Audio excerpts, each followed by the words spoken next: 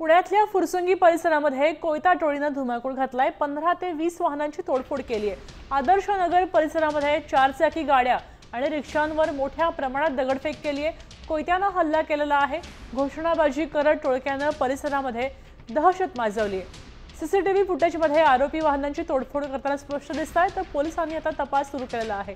या प्रकारामुळे नागरिकांमध्ये भीतीचं वातावरण तयार झालंय। आरोपींचा शोध सुरू आहे। आपल्यासोबत अक्षय वडवे जोडले गेले। तर पुण्यामध्ये वाहनांच्या तोडफोडीचं सत्र अजूनही सुरूच आहे, अजूनही तोडफोड होतेच आहे। अक्षय, याबद्दल काय माहिती द्याल? आपण जर पाहिलं तर पुण्यातला हांडेवाडी हा परिसर आहे आणि या ठिकाणी असलेल्या 25 ते 30 दुचाकी आहेत, ज्यांची तोडफोड जी आहे ती या सगळ्या टोळक्याने केलेली आहे। त्यामध्ये फक्त दुचाकीच नाही तर काही कार आणि रिक्षांचा सुद्धा समावेश आहे। कोयता गँगची दहशत जी आहे ती पुन्हा एकदा डोकं वर काढताना आपल्याला पाहायला मिळते। त्यामुळे पुणे पोलिसांसमोर एक मोठं आव्हान असणार आहे की या सगळ्या टवाळखोरांना कसं आवारायचं म्हणून। धन्यवाद अक्षय, सविस्तर माहितीसाठी।